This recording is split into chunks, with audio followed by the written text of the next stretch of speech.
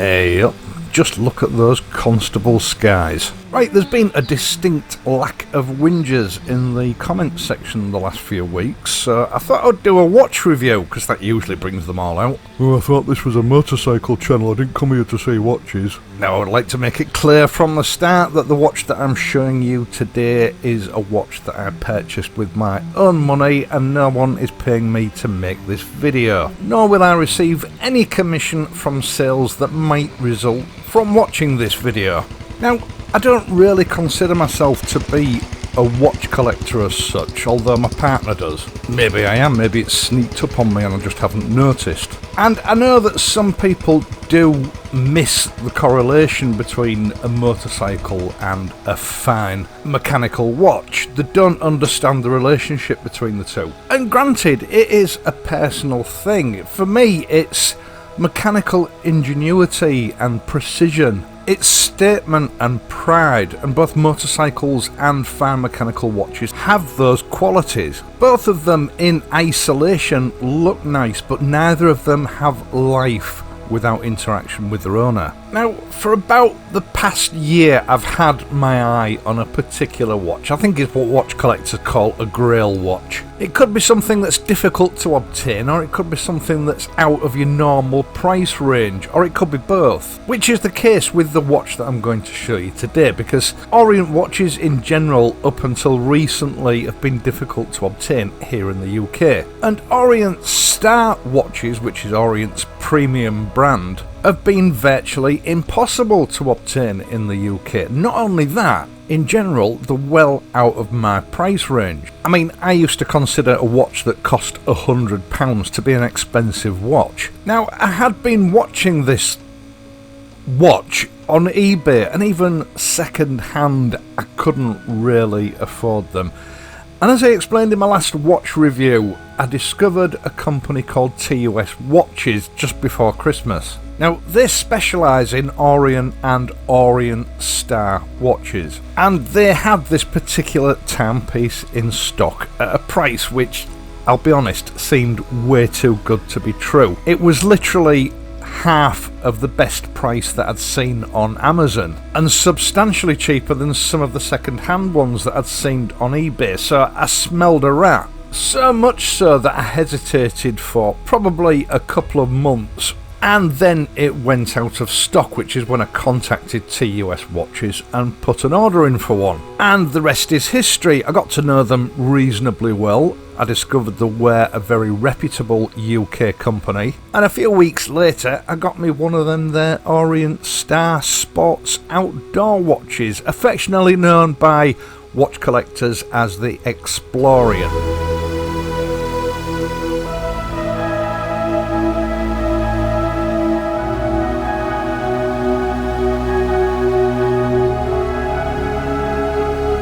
Now, Orient watches are good, but Orient Star are in another league altogether. Now, as far as I'm aware, all Orient watches are hand assembled, but a lot more time, skill and care is used in the production of Orient Star. They might not be in quite the same league, but they are to Orient what Grand Seiko is to Seiko. And just to recap, in case you've forgotten, Orient and Orient Star are owned by Epson, who also own Seiko. The ExplOrient has an exhibition case back which reveals a modified or customised Orient F6N43 movement with a power reserve which in standard format is good for about 38 to 42 hours, now stretched out to a very desirable 50 hours. The rotor's been embellished with the Orient Star logo embossed in gold, and all the movement plates have been decorated with an engine turned pattern, which doesn't sound particularly grand, but you would have to spend well over £1,000 on a Swiss watch to see this. Despite the exceptionally high build quality, this is a field watch, not a dress watch.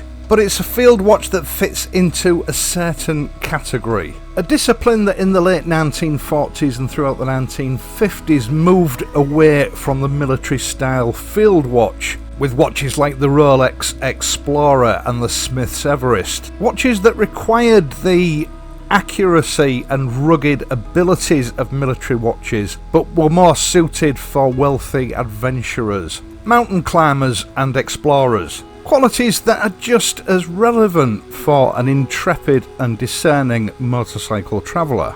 The case diameter of the Outdoor is 41mm, and strangely, although it does have great wrist presence, it doesn't have that large appearance on the wrist. The dial on this particular version is a dead flat matte black, with dominantly loomed semi-skeletonized sword-shaped hands, and all indices are applied. All the indices are loomed, and you have Arabic numerals at 12, 3, 6 and 9 o'clock, with applied batons, again fully loomed, filling the spaces between. It has just a single date complication, which comprises of the only criticism I have of this watch. It's a white date wheel with black numerals. I think it would have looked far better if it was a black date wheel with white numerals. But you can't have everything. Now, a trademark of almost all Orient Star models is that it has a power reserve indicator, which I personally find to be very handy, especially if you swap and change watches a bit. It lets you know that if a watch at rest is about to expire, so you can do something about it.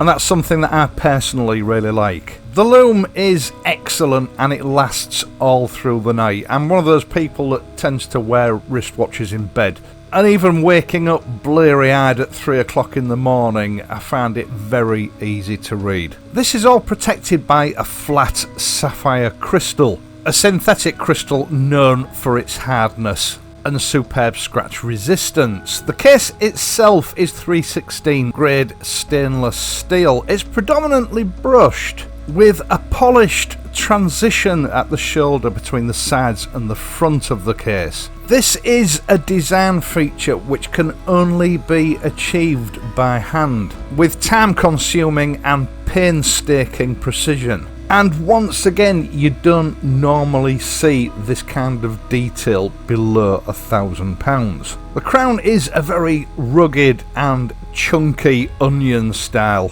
I'm not sure why they call it onion style, because I've never seen an onion quite like that. But it is signed, and rather than just etching it, Orient Star have chosen to engrave it into the face of the crown. The bezel is again brushed, and rather than just chamfering it, it's been scalloped around its circumference. Okay, I'm biased because this is my watch, but it is a little work of art.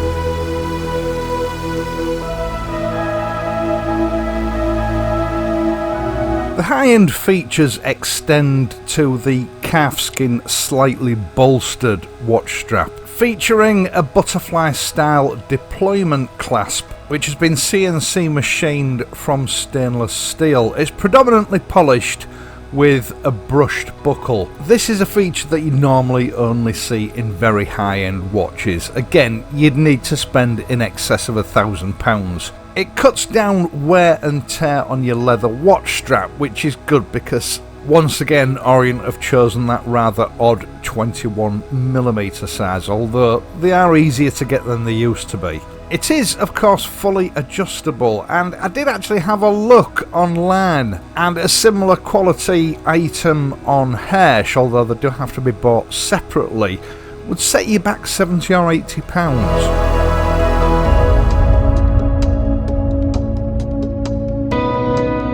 I've had this watch getting on towards 5 months. I got it just after Christmas and it quickly became my daily wearer. The only time I take it off is when I'm in the bath because I don't want to ruin the strap. Now, I'm hard on watches, and this particular watch has taken some serious abuse. There have been several occasions where I've felt sure that I've damaged it, only to find there isn't a mark on it, or at least not a mark that I can see, which is not just a testament to Orient Star's quality and workmanship, but a demonstration that it is truly a field watch in the essence of what a field watch should be. There are several colourways available for the ExplOrient. There is a really gorgeous dark blue sunburst dial version, which I sort of had trouble picking between that one and this one, to be honest. There are also a couple of PVD coated versions which look very masculine and stealthy in a vintage sort of a way.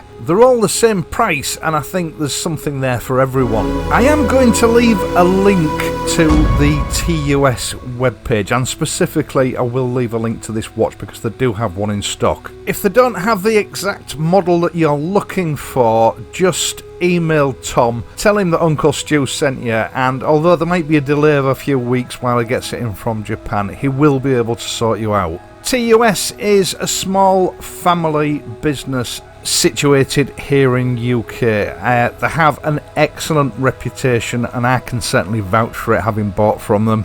Tom at TUS has indicated that he may be willing to loan me one or two models for review. The Orient Star Classic was mentioned. Let me know what you think, whether you'd be interested in seeing that.